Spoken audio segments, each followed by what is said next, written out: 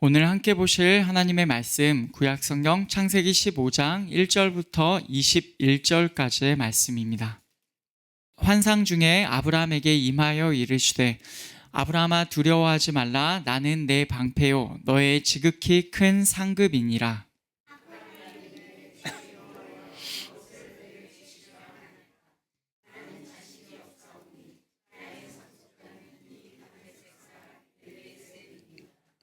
아브라함이 또 이르되 주께서 내게 씨를 주지 아니하셨으니 내 집에서 길린 자가 내 상속자가 될 것이니이다.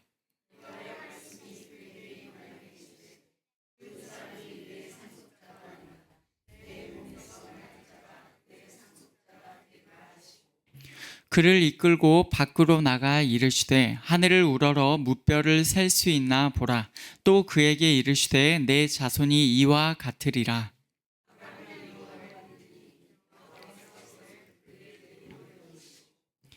또 그에게 이르시되 나는 이 땅을 내게 주어 소유를 삼게 하려고 너를 갈대아인의 우르에서 이끌어낸 여호와니라.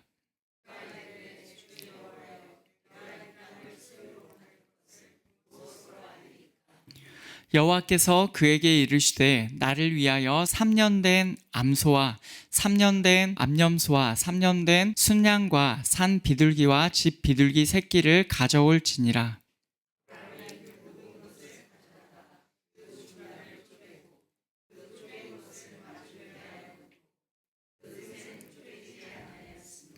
솔개가 그 사체 위에 내릴 때에는 아브라함이 쫓았더라.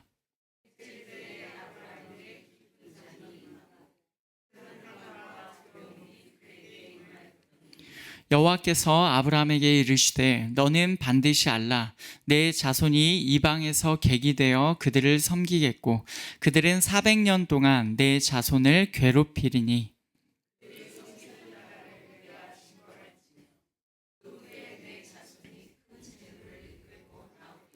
너는 장수하다가 평안히 조상에게로 돌아가 장사될 것이요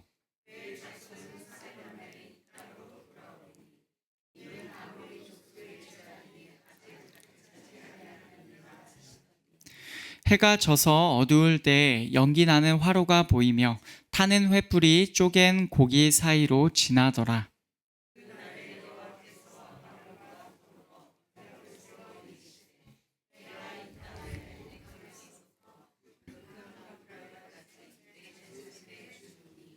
곧 겐 족속과 그니스 족속과 간몬 족속과 함께 읽겠습니다. 아모리 족속과 가나안 족속과 기르가스 족속과 여부스 족속의 땅이니라 하셨더라. 아멘. 창세기 14장에서 아브라함은 롯을 구하였습니다. 그는 롯을 되찾아오는 전투에서 이긴 후에 소돔 왕에게는 어떤 것도 받지 않으려고 하였어요. 소돔 왕이 아브라함에게 내가 너를 부유하게 만들었다라는 말을 하지 못하게 하기 위함이었죠. 아브라함은 그렇게 소돔 왕에게는 철저하게 선을 그었지만 멜기세덱은 인정하고 섬겼습니다. 멜기세덱은 의와 평화의 왕이자 하나님의 제사장으로서 예수님의 모형이 되는 인물이에요. 그렇게 아브라함은 세상과는 선을 긋고 하나님의 사람은 인정하였다. 이것이 14장의 내용이었어요. 이제 15장에서는 하나님께서 아브라함에게 언약을 세우시는 내용이 나옵니다. 함께 이 하나님의 말씀을 듣기를 원합니다. 아브라함이 롯을 구한 이 일들이 있은 후에 하나님의 말씀이 환상 중에서 아브라함에게 있었어요. 하나님께서는 이렇게 말씀하십니다. 아브라함아 두려워하지 말라. 나는 내 방패요 너의 지극히 큰 상급이니라. 이 말씀을 보면 아브라함은 지금 두려움 가운데 있었습니다. 우리가 아마 두 가지 정도의 상황을 생각해 볼 수 있을 것입니다. 일단 그는 앞에서 엘람 왕 그돌라오멜 연합군과의 전투를 치렀어요. 아브라함의 318명이 왕들의 연합군을 이겼다는 것은 말이 안 될 정도로 엄청난 일이었습니다. 어쩌면 그것 때문에 추가적인 보복이 있을 수 있는 일이죠. 롯을 구하는 것을 아브라함은 당연하게 생각하고 하나님의 도우심으로 그 일을 하였습니다. 그런데 그 이후의 결과에서 그는 적을 두게 되는 상황이 생겼다는 것이죠. 이 상황에서 어쩌면 아브라함은 두려워했을 수도 있습니다. 혹은 그 다음에 이어지는 아브라함의 말을 통해서 아브라함의 또 다른 두려움을 우리가 알 수도 있을 것입니다. 그는 지금 하나님의 약속 앞에서 두려워하고 있었을 것으로 보여요. 하나님께서 이제까지 그에게 주신다고 하셨던 약속이 있는데 그것들은 이것입니다. 창세기 12장에 보시면 내가 이 땅을 내 자손에게 주리라. 이 땅을 아브라함의 자손에게 주신다고 하셨어요. 13장에서는 보이는 땅을 너와 내 자손에게, 아브라함과 아브라함의 자손에게 주신다고 하셨고요. 17절을 보시면 아브라함이 걸어다닌 땅을 주신다고 하셨어요. 기본적으로는 땅을 주신다는 약속이지요. 그런데 그 땅을 자손에게 주신다고 하셨어요. 그러나 지금 이 상황에서 아브라함에게는 아들이 없었던 것입니다. 창세기 13장 16절에 보시면 자손이 땅에 티끌 같게 한다고 하셨는데 지금 땅의 티끌과 지금 아브라함의 상황은 얼마나 대조적입니까? 하나님의 약속이 이루어지지 않는 것 같고 늦어지는 상황을 보면서 아브라함은 두려워했을 수가 있습니다.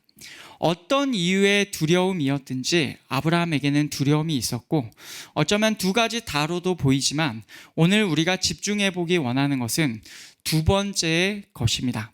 하나님의 약속이 더디 이루어지는 상황에 관한 두려움이에요.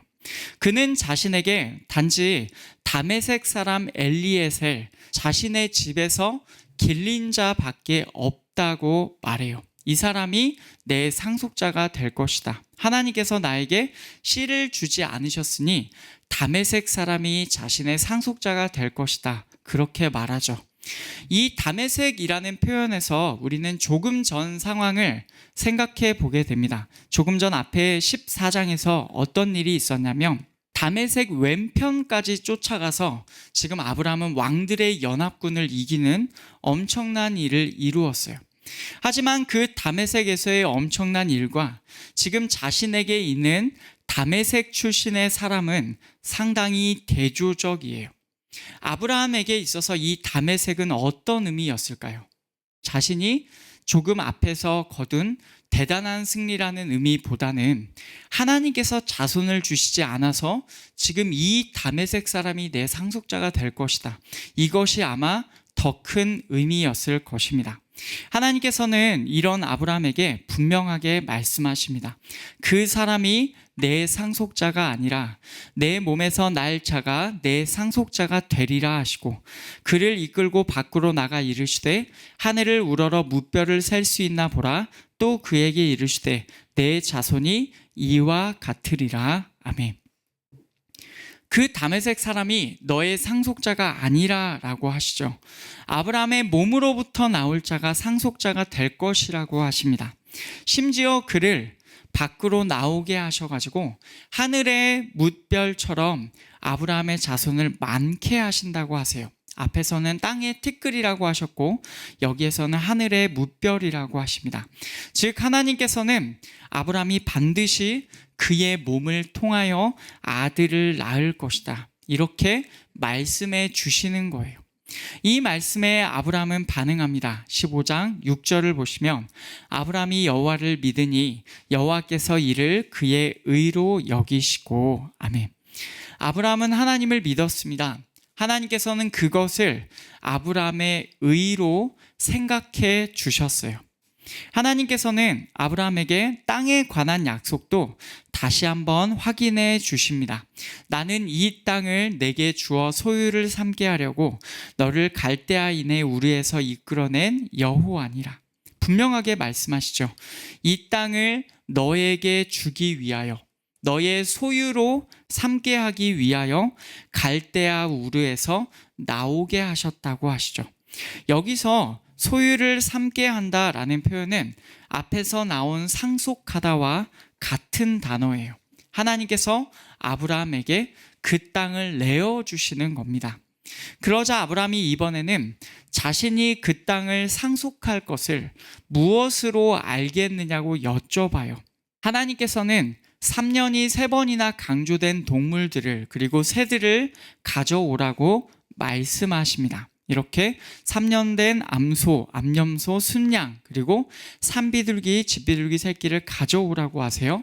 아브라함이 그 동물들을 준비하여 새를 제외하고는 중간을 쪼개어서 마주 놓았어요. 이제 하나님께서는 그 동물들을 통하여 구체적으로 언약을 세우세요. 17절을 보시면 해가 져서 어두울 때에 연기 나는 화로가 보이며 타는 횃불이 쪼갠 고기 사이로 지나더라. 해가 졌고 어두움이 있었습니다. 그때 연기 나는 화로가 있고 이 쪼갠 고기 사이로 타는 횃불이 지나갔어요. 하나님께서는 이 쪼개진 동물들, 즉 재물들 사이에서 아브람과의 언약을 체결해 주신 거예요. 이어지는 18절에서 그날에 하나님께서 아브람과 언약을 맺으셨다고 직접적으로 언급이 되죠. 그러면 하나님과 아브람 사이에 있었던 언약은 무엇입니까? 18절 뒷부분에서 내가 이 땅을 애굽 강에서부터 그 큰 강 유브라데까지 내 자손에게 준다. 이것이에요. 이 땅을 자손에게 주신다는 것. 그리고 그 땅은 19절부터 21절까지 나오는 대로 열 족속의 땅이라는 것입니다. 그리고 이 언약을 세우기 전에 하나님께서는 먼저 아브람에게 미래의 일을 말씀하셨어요. 12절, 13절을 보시면 해가 지려고 할 때 아브람에게 깊은 잠이 임하였고 큰 흑암과 두려움이 임하였어요. 하나님께서는 아브람에게 말씀하셨습니다. 너는 반드시 알라. 반드시 알아야 된다라고 하시면서 몇 가지 일어날 미래의 일들을 말씀하시죠.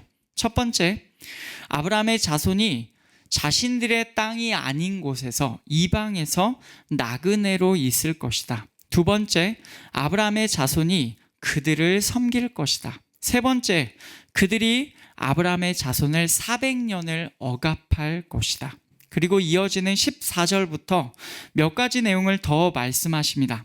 네 번째, 그들이 섬기는 나라를, 아브람의 자손이 섬길 나라를 하나님께서 심판하실 것이다. 다섯 번째, 그런 후에 아브람의 자손이 큰 재물을 가지고 나올 것이다.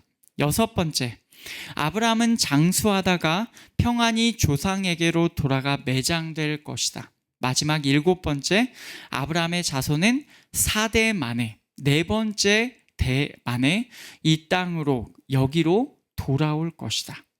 여러분, 여기 나오는 7개의 내용은 하나님께서 아브람과의 언약을 직접적으로 세우기 전에 말씀하신 내용으로서 반드시 이루어질 내용들이에요.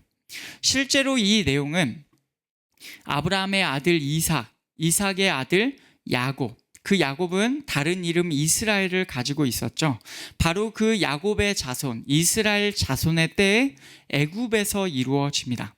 야곱의 아들 요셉이 있는 애굽으로 온 가족이 이동을 하였어요. 시간이 흘러서 그곳에서 이스라엘 백성이 종살이를 합니다. 그 종살이의 기간은 400년이었고 그 애굽을 하나님께서 모세와 아론을 보내어서 심판하셨습니다. 그 뒤에 이스라엘 백성은 유월절 날에 큰 재물을 이끌고 애굽에서 나오게 돼요. 그리고 아브라함의 자손은 4대 만에 그 땅으로 돌아왔습니다. 이것이 4대인 줄 어떻게 확신하느냐? 출애굽기 6장에 나오는 레위의 족보를 보면 알 수가 있습니다. 야곱이 처음에 아들 레위를 데리고 애굽으로 건너갔어요. 근데 레위의 족보가 나오는데 레위의 아들 중 고핫이 있고 고핫의 아들이 아므람이고 아므람의 아들이 아론과 모세입니다. 야곱의 아들 보시면 레위, 고핫, 아므람, 아론과 모세. 이 아론과 모세 때 아브라함의 자손 이스라엘 백성이 4대 만에 애굽에서 나오게 되었어요. 또한 아브라함 역시도 장수하다가 평안히 조상에게로 돌아가 매장되었습니다. 창세기 25장에 나오는데 아브라함의 향년이 175세라 그가 175세를 살았습니다. 그의 나이가 높고 늙어서 기운이 다하여 죽어 자기 열조에게로 돌아가매 그가 조상에게로 늙어서 죽어 돌아갔습니다. 그리고 그의 자식들 이삭과 이스마엘이 막벨라 굴에 매장하였습니다. 어떻습니까? 전부 다 말씀대로 이루어졌죠.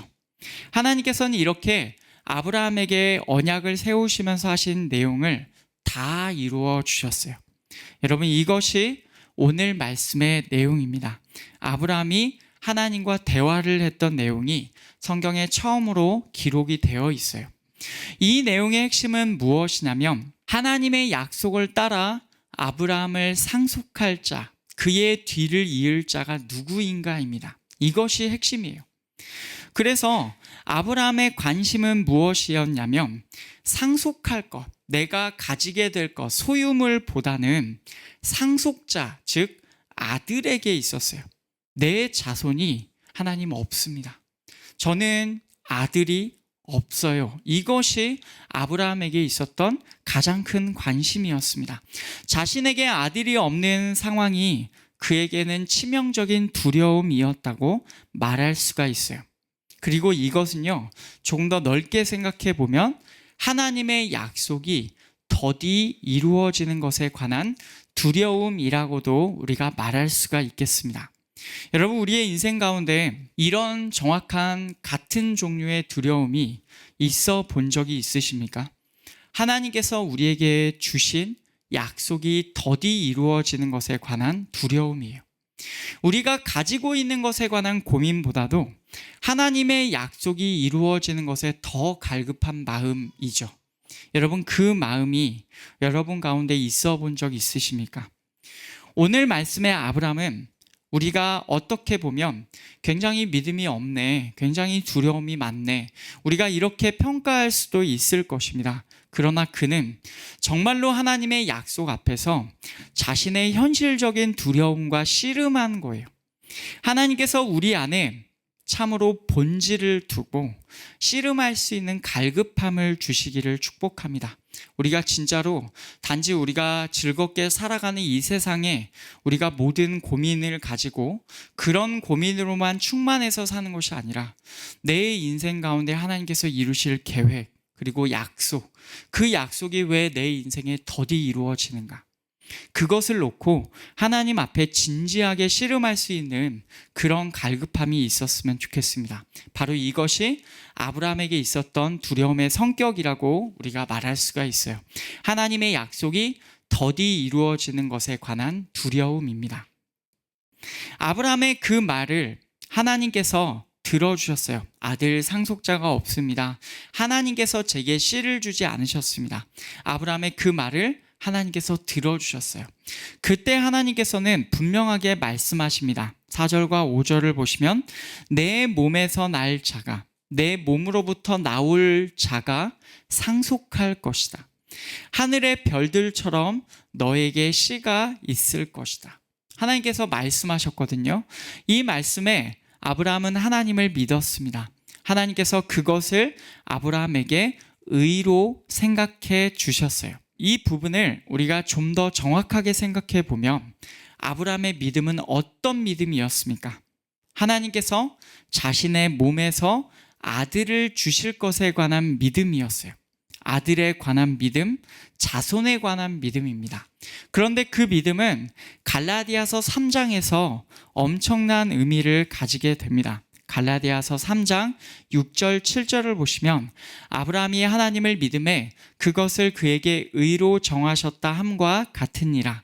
그런즉 믿음으로 말미암은 자들은 아브라함의 자손인 줄 알지어다. 아멘.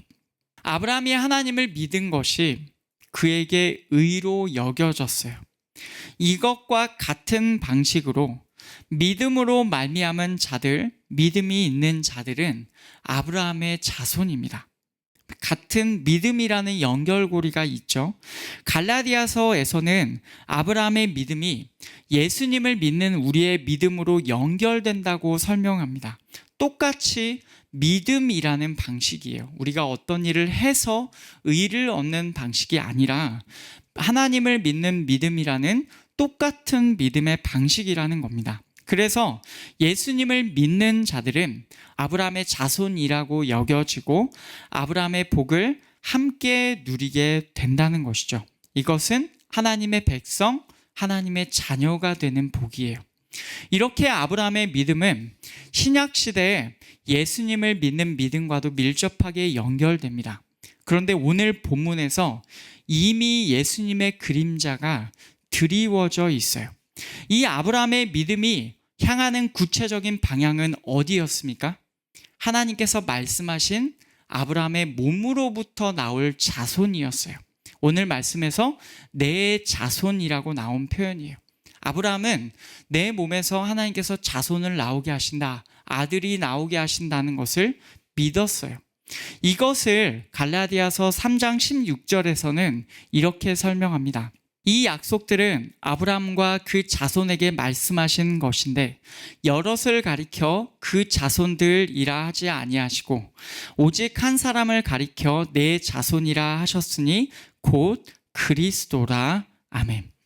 하나님께서 아브라함과 그 자손에게 약속을 주셨습니다. 그의 자손이 땅을 상속하는 것에 관한 약속이에요. 그런데 자손들이라는 표현을 사용하지 않으시고 자손이라고 하시면서 한 사람을 가리키시는 것처럼 그렇게 보입니다. 그 자손은 1차적으로는 아브라함의 몸에서 나오는 아들 이삭을 의미하는 것이 맞아요. 그런데 갈라디아서에서는 설명하기를 그 표현이 진짜로 가리키는 것은 예수 그리스도이다라고 분명하게 설명해요. 그렇게 보면 오늘 말씀에서 아브라함이 가지고 있는 믿음의 성격이 더 분명해집니다.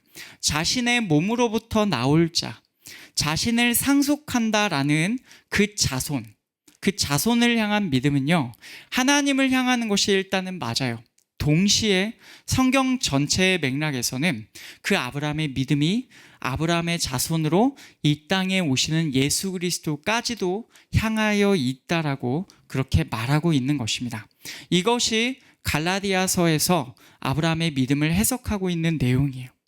좀 더 정확하게는 아브라함의 믿음이 자손을 향한 믿음으로 연결이 되자 그제서야 성경에서는 하나님께서 그것을 그에게 의로 생각해 주셨다고 표현합니다. 만약에 갈라디아서 말씀대로 이 자손이 정확하게 그 본질상으로는 예수 그리스도를 향하여 있다라고 우리가 그렇게 해석한다면 정말로 이 믿음은요, 말 그대로 예수님을 믿어서 하나님께 의로 여겨지는 방식을 의미합니다. 갈라디아서랑 오늘 본문을 같이 연결하여서 생각하면 아브라함의 믿음, 의로 여겨지는 믿음의 구체적인 성향은 그 성격은 정확하게는 그리스도를 향해 있다는 것. 여러분, 우리가 그것을 창세기에서 이미 볼 수가 있어요. 하나님께서는 다시 그에게 땅을 소유로 주신다는 약속을 확인시켜 주십니다. 이 부분에서 우리는 세 번째로 하나님께서 아브라함을 향하여 언약 체결식을 하셨는데 그것의 성격을 우리가 한 번 더 생각해 보겠습니다. 거기 보시면 7절과 8절에서 하나님께서 땅을 그에게 소유로 주신다는 약속을 확인시켜 주셨어요. 나는 이 땅을 내게 주어 소유를 삼게 하려고 너를 갈대아인의 우리에서 이끌어낸 여호와니라. 그러자 아브라함은 하나님께 여쭙니다. 주 여호와여, 내가 이 땅을 소유로 받을 것을 무엇으로 알리이까? 그때 하나님께서 행하시는 일은 무엇이냐면 언약을 세우시는 거예요. 언약 체결식을 하십니다. 아브라함에게 제물이 되는 짐승을 가져오게 하시고 그 제물 위에서 타는 횃불이 지나가게 하셨습니다. 이것은 제물의 피 위에서 확실하게 하나님께서 이 언약을 지키시겠다는 맹세를 해 주신 것이에요.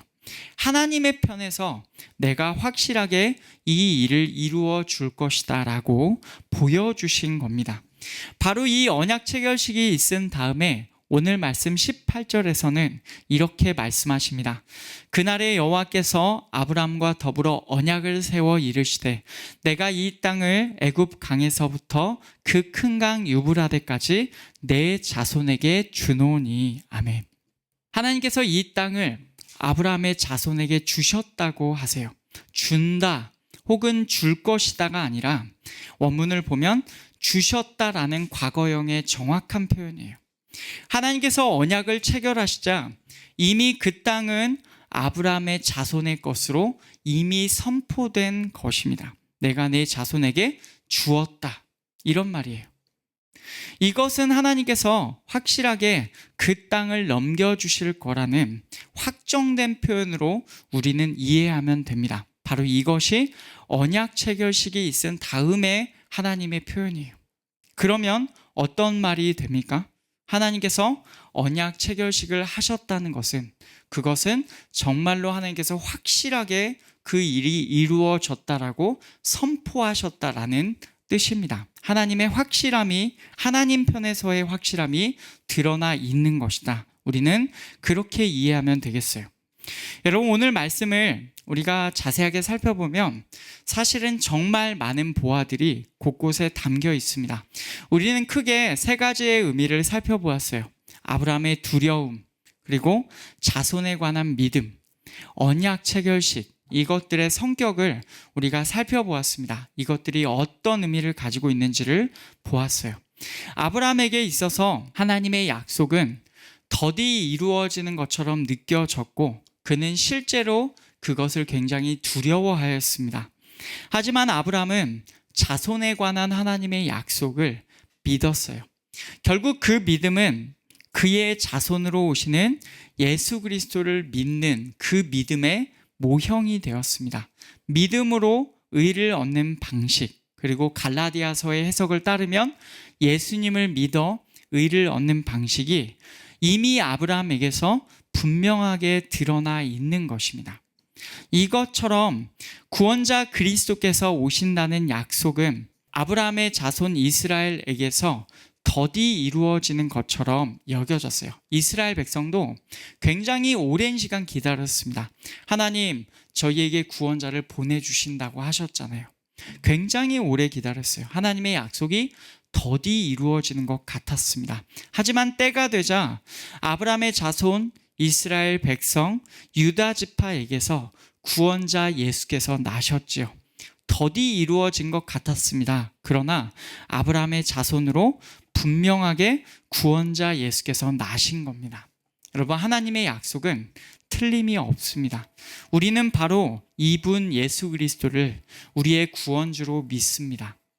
하나님께서는 과거 아브라함의 때도 그리고 이 시대에도 변함없이 믿음을 통하여 의로 여겨주십니다. 하나님의 아들 예수 그리스도를 믿는 믿음을 통하여 우리의 의의가 있다라고 하나님께서는 생각해 주세요. 여러분, 이 믿음을 놓치지 않는 우리가 되기를 원합니다. 예수 그리스도를 믿는 믿음입니다. 동시에 우리에게도 똑같습니다.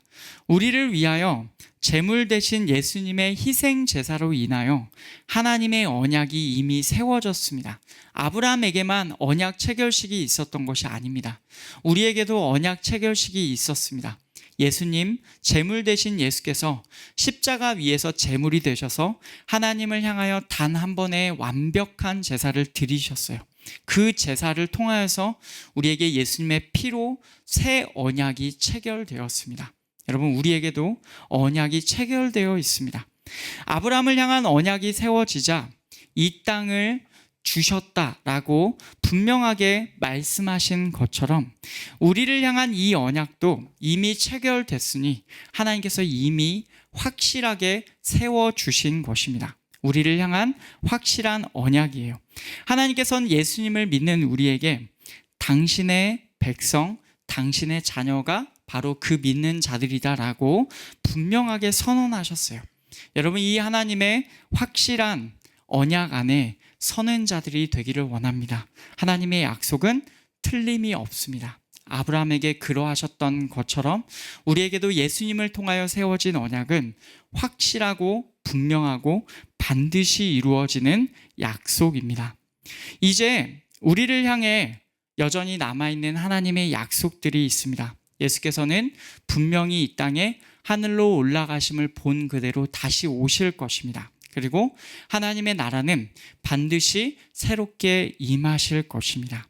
여러분, 이런 약속들이 있어요. 그 외에도 여러분 개인적으로 하나님께 받은 약속들이 또 있을 줄로 믿습니다. 때로는 우리에게 이 약속이 더디 이루어지는 것처럼 보일지도 모르겠습니다. 그러나 이 약속이 더디 이루어질지라도 언약의 성취를 꼭 기다리시면서 여러분 믿음을 놓치지 않는 아브라함처럼 그렇게 걸어가는 우리가 되시기를 원합니다. 때가 되면 반드시 우리 주님께서 온전히 이루어 주실 것이고 그분의 신실하심을 반드시 보여주실 것입니다. 아까 우리가 살펴보았던 그 7가지 미래에 이루어질 일들이 하나같이 다 이루어진 것처럼 하나님의 말씀은 결코 틀림이 없음을 믿으시기를 원합니다. 그날이 오기까지 우리의 방패, 우리의 큰 상급이신 하나님 안에서 함께 걸어가는 저와 여러분 우리 모두가 되시기를 간절히 원합니다.